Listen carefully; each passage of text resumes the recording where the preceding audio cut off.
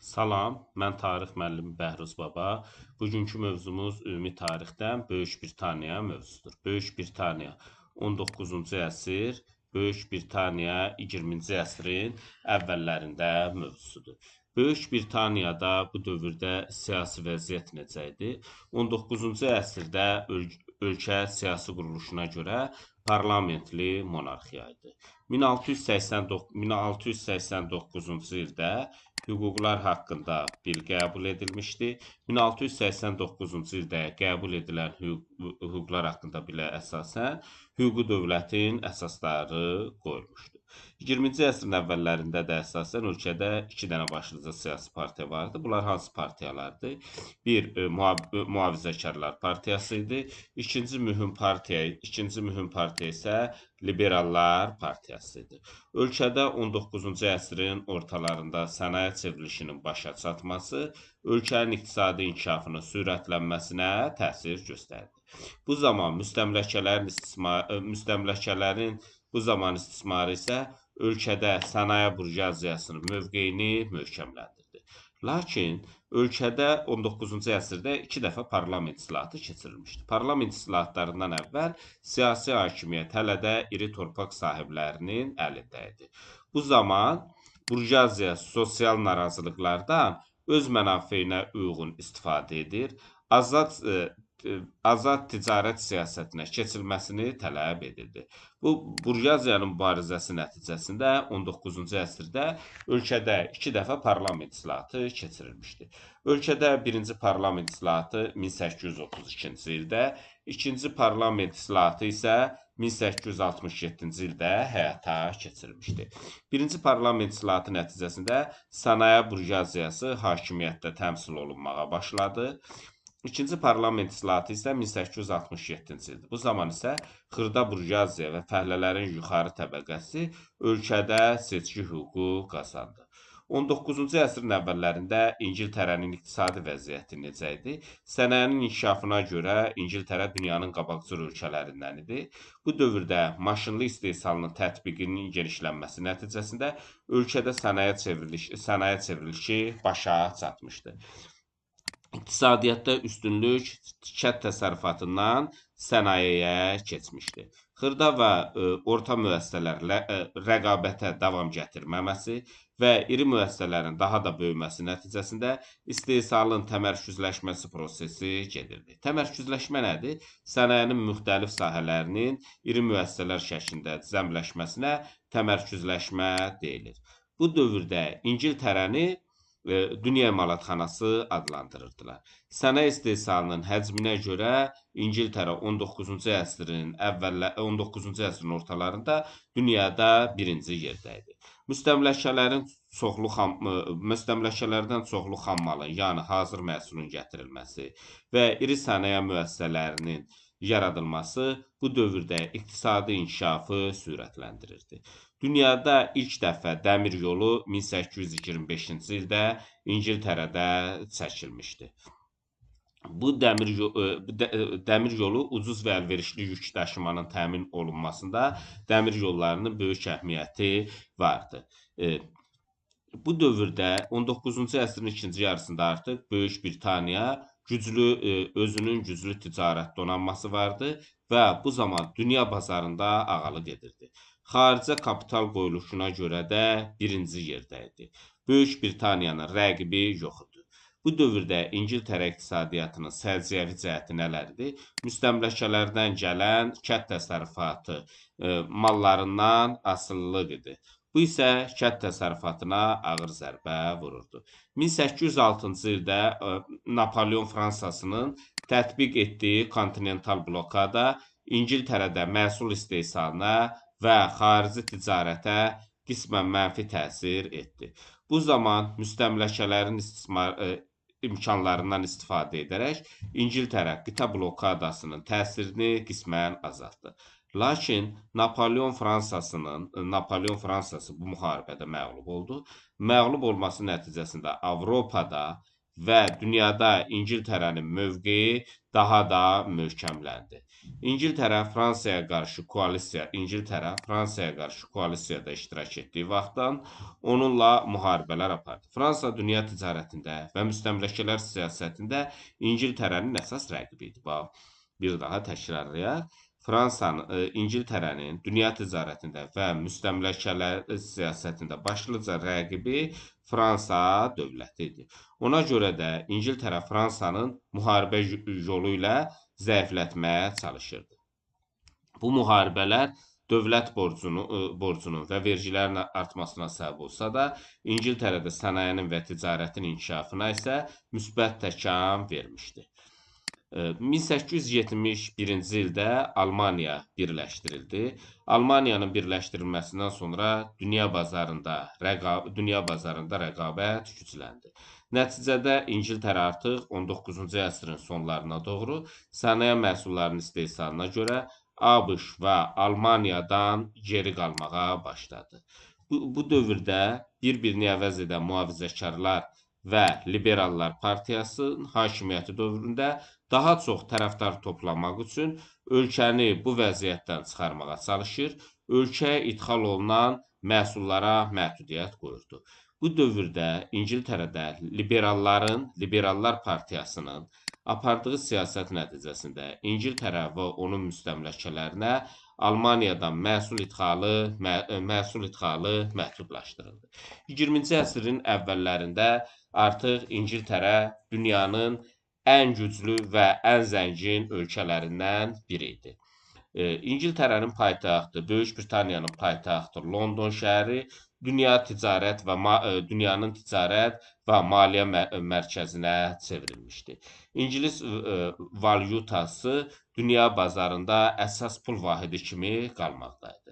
Sənayədə artıq bu dövrdə İngiltərədə yeni sahələr inkişaf edirdi. Kapital ixracına və ticarət dövriyyəsinə görə dünyada birinci yerdə. Kapital ixracına və ticarət dövriyyəsinə görə birinci. Lakin sənaye istehsalına görə artıq 20-ci əsrin əvvəllərində ABŞ və Almaniyadan isə geridə qalırdı. Dünya ticarətində və qitələrdə müstəmləkələr uğrunda mübarizədə İngiltərənin əsas rəqibi, biraz əvvəl də dedik, Fransa, yaxın şərqdə isə İngiltərənin əsas rəqibi Rusiya idi. Bax, bir daha təkrar, dünya ticarətində və qitələrdə müstəmləkələr uğrunda mübarizədə İngiltərənin başlıca rəqibi Fransa, yaxın şərqdə isə Rusiya idi. Ona görə də İngiltərə Fransa əleyhinə koalisiyada iştirak edərək onu zəiflətməyə çalışırdı. Avropada aparılan müharibələrdə Fransanın məğlub olması nəticəsində İngiltərənin dünyada mövqeyi daha da möhkəmləndi.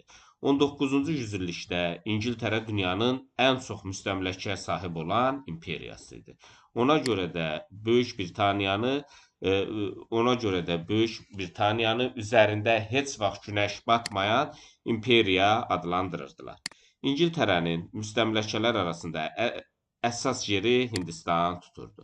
İngiltərə üçün bu dövrdə Əfqanistanı da işğal etməyə çalışırdı, lakin Əfqanistanın işğalı uğursuz oldu.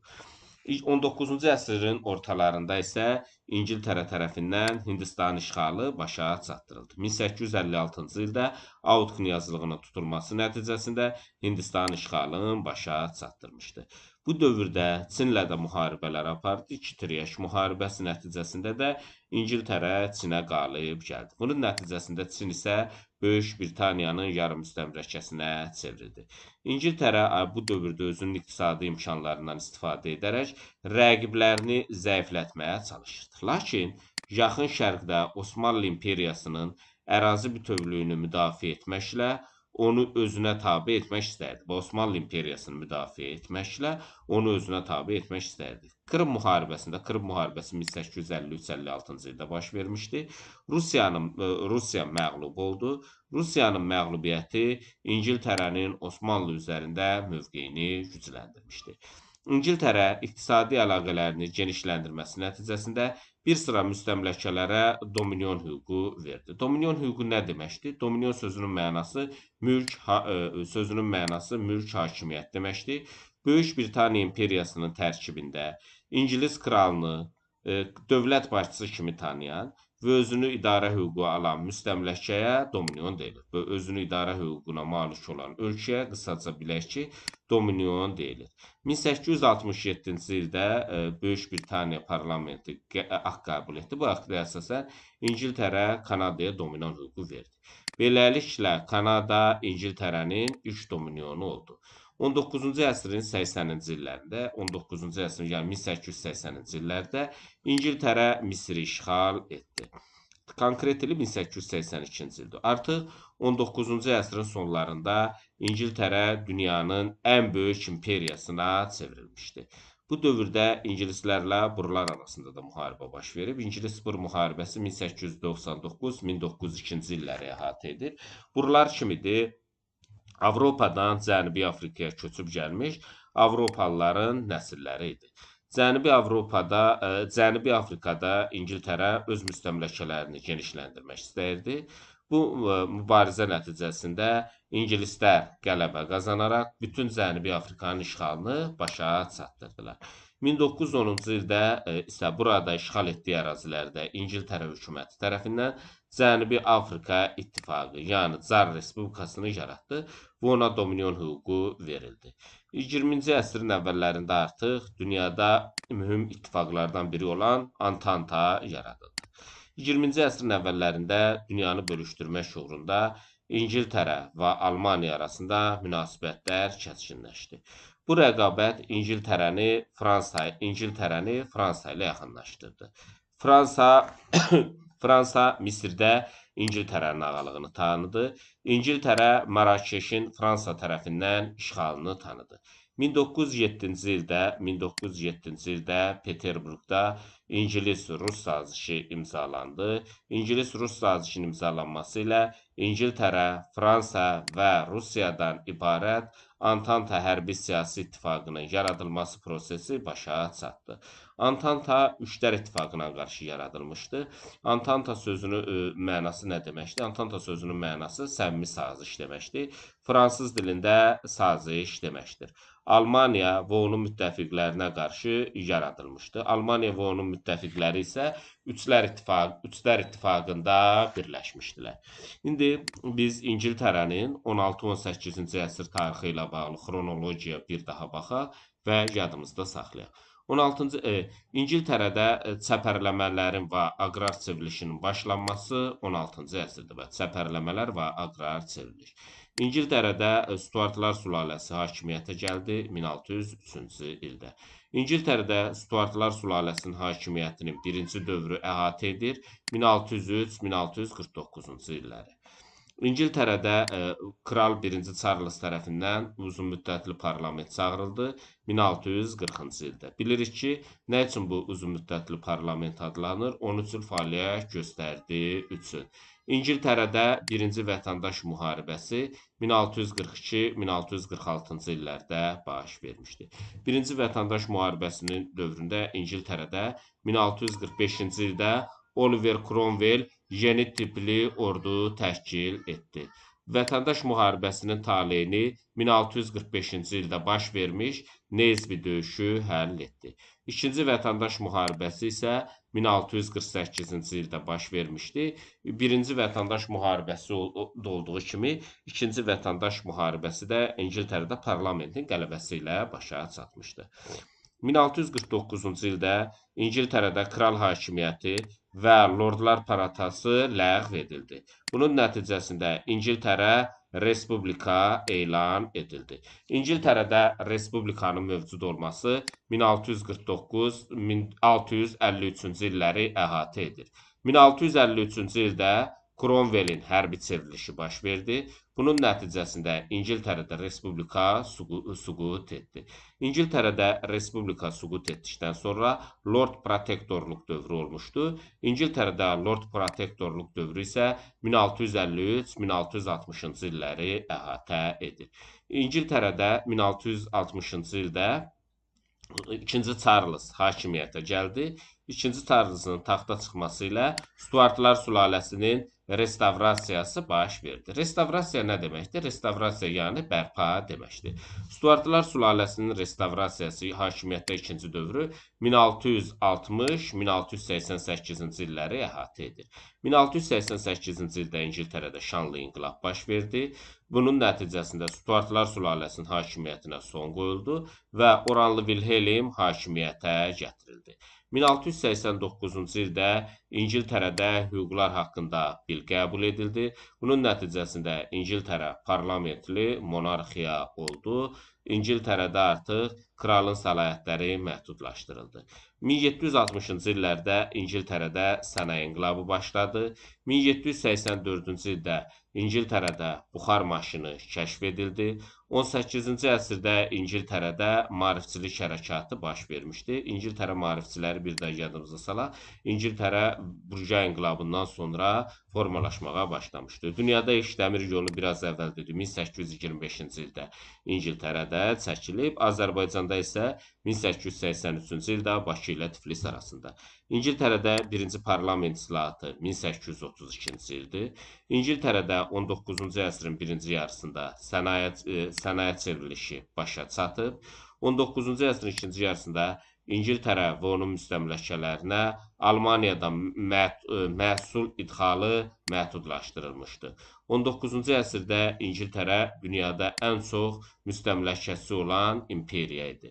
19-cu əsrin ikinci yarısında Almaniya və ABŞ və Almaniya sənaye məhsullarının istehsalına görə İngiltərəni ötüb keçmişdi.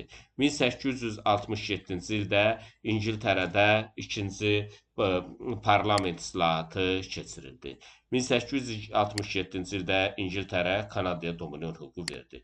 1899-1902-ci illərdə İngilis-Bor müharibəsi baş vermişdi və bu müharibə İngilislərin qalibiyyəti ilə başa çatmışdı. 1907-ci ildə isə İngilis-Rus sazişi bağlandı. Bununla da Antantanın yaradılması başa çatdı. 1910-cu ildə İngiltərənin Cənubi Afrika İttifaqını yaradaraq ona dominion hüququ verdi. 20-ci əsrin əvvəllərində artıq dünyada İngiltərə kapital ixracına və ticarət dövriyyəsinə görə birinci yerdə idi. London dünyanın başlıca maliyyə mərkəzinə çevrilmişdi. Bu dərsimizlə